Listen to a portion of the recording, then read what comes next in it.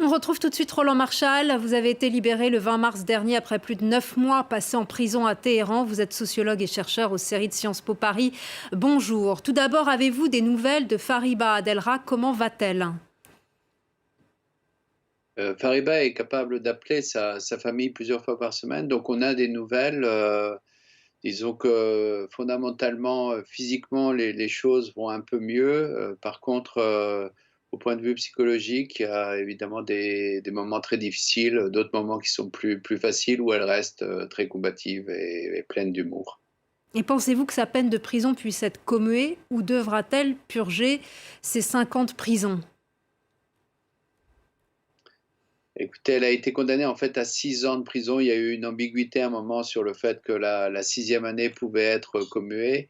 Bon, il y a 3 scénarios, disons. Il y a l'appel qui va durer sans doute de longs mois et où on peut rêver et espérer un système judiciaire un peu plus, disons, équilibré que ce qu'on a vu jusqu'à présent.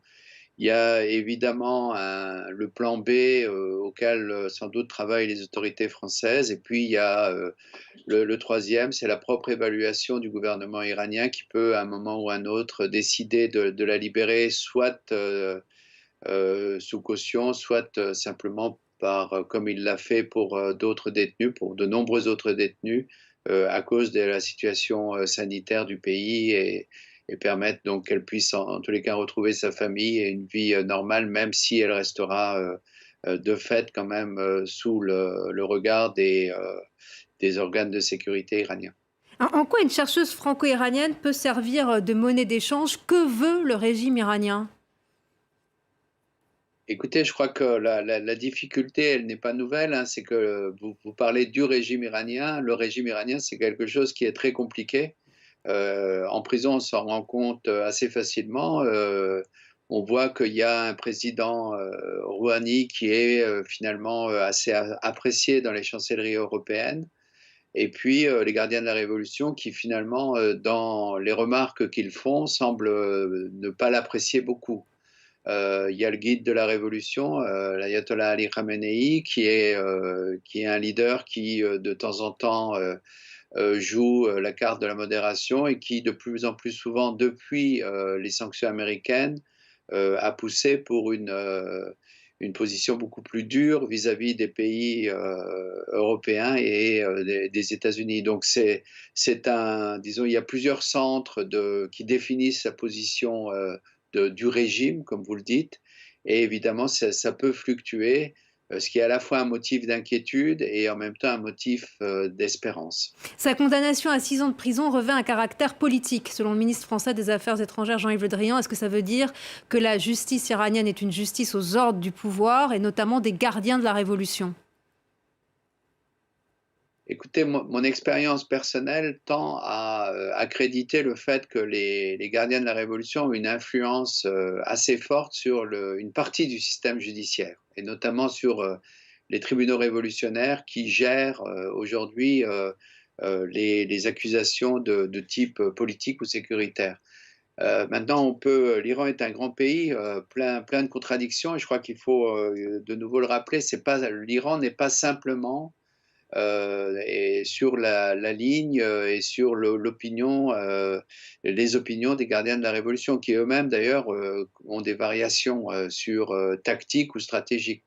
Ce qui est vrai, c'est que l'inquiétude que moi j'ai, c'est qu'il y a une partie de ce régime et une grande partie des gardiens de la révolution qui veulent à tout prix couper toute relation ou rendre toute relation avec les pays européens très difficile ou impossible, et que l'arrestation des universitaires, mais aussi d'autres citoyens européens ou binationaux, mais avec une nationalité européenne, vise d'abord à, si vous voulez, rendre beaucoup plus problématique des relations normales entre Téhéran et les capitales européennes, alors même que du côté européen, même si on n'est pas très vigoureux face à la diplomatie de Donald Trump, on espère quand même une normalisation avec l'Iran et peut-être avec l'Iran plus qu'avec les gardiens de la révolution.